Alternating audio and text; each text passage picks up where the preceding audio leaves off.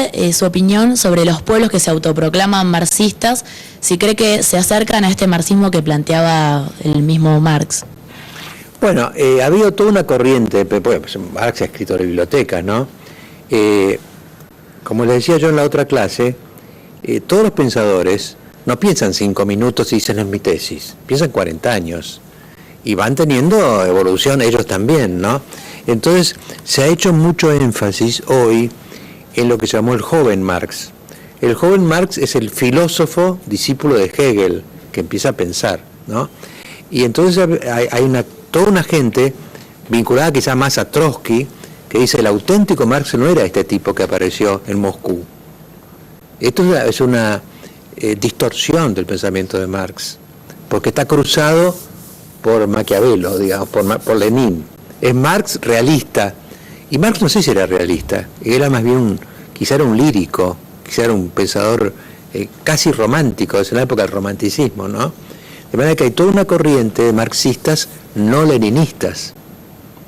El marxista-leninista disciplina a Marx en un dogma oficial, este es el marxismo. Y lo interpreta Moscú, ya no está más Moscú ahora como capital del comunismo. Pero mientras estuvo, el comunismo, todos los partidos comunistas de acá, todos los del mundo, eran monitoreados por Moscú. Era como una iglesia oficial, como el catolicismo con Roma. Había un centro que decía, este es Marx, ¿no?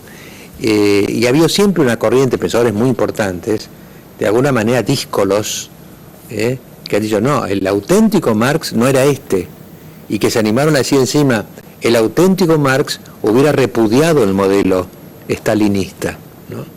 De manera que se va abriendo la interpretación de quién es el verdadero Marx, porque inclusive, yo le diría más, un pensador, cuando se interpreta a sí mismo, después de haber escrito sus libros, tampoco sus libros le pertenecen solo a él. Hay otros que los leen y empiezan a pensar en forma diferente a raíz del mismo libro que él ha escrito, ¿no? De manera que, ¿cuál es el verdadero Marx? Es como decir, ¿cuál es la verdad? Todos la buscamos, algo vemos, pero nadie puede decir hoy en día, ¿saben qué? Este es Marx.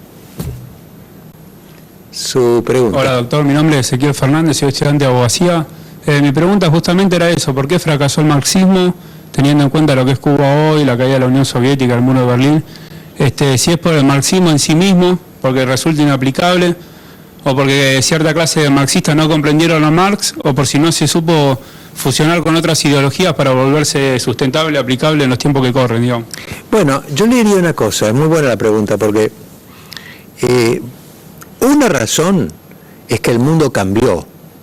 Entonces, cuando hace la Revolución Rusa en 1917, ya hacía 70 años que había hecho el Manifiesto Comunista, y después pasaron otros 70, 80 más. Entonces el mundo cambió, y como yo le decía el otro día, cambió también por Marx, es decir, una cantidad de reformas que se hicieron para que la tesis de Marx no prevaleciera.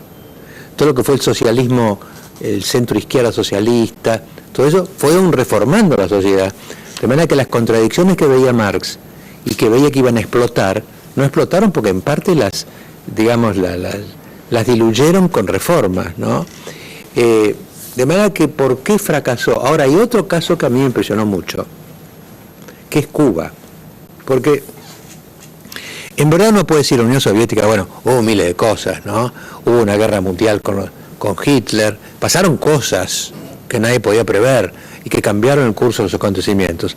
Pero en Cuba, cuando uno va, yo cuando fui a Cuba, lo que me impresionó era como, en general las utopías, lo que se llaman utopías, que es en ningún lugar, que es decir, utopos, son sueños, de Platón la tuvo una, que tienen la ventaja de que nunca se aplican.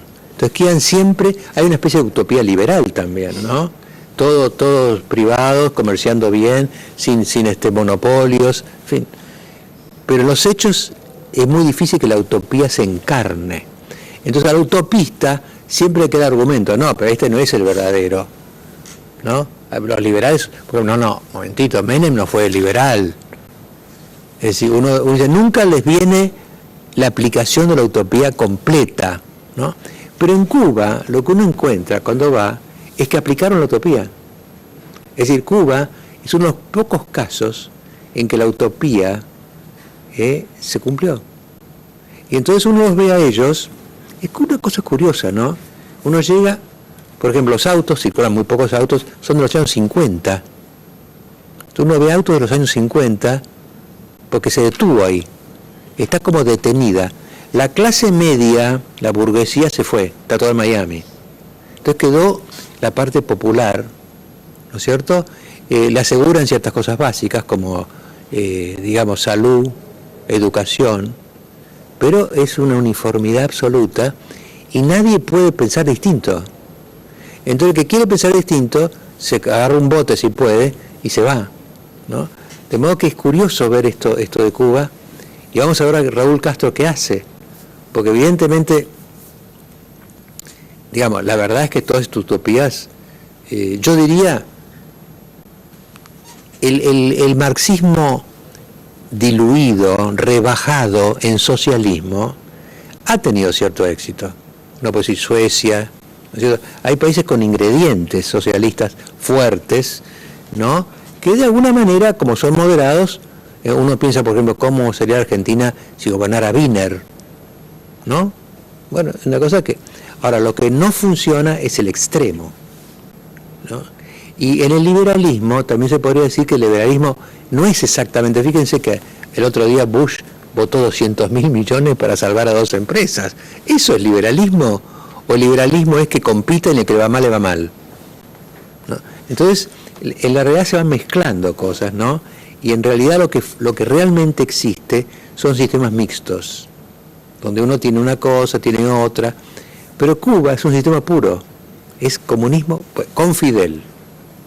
Ahora vamos a decir, Raúl empieza a meterle ciertos elementos. Por ejemplo, ahora les deja comprar celulares. Uno dice, pero no podían comprar celulares, no tenían computadora, no podían comprar una computadora. Entonces, claro, es un extremismo que está contra la naturaleza humana.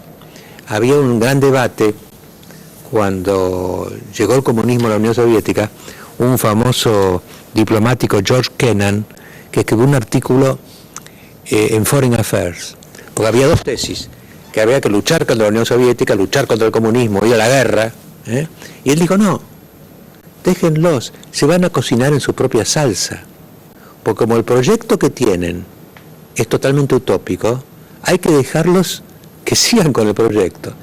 Entonces fue la famosa política del containment, contengámoslos, pero no ataquemos, se van a cocinar solos, y realmente se cocinaban solos. Vino después, Khrushchev denunció a Stalin, después vino Gorbachev y quiso hacer otra cosa, y finalmente se disolvieron, ¿no? Porque finalmente las utopías se contradicen a sí mismas, porque en realidad uno piensa, ¿cómo hubiera sido la sociedad que Platón imaginó?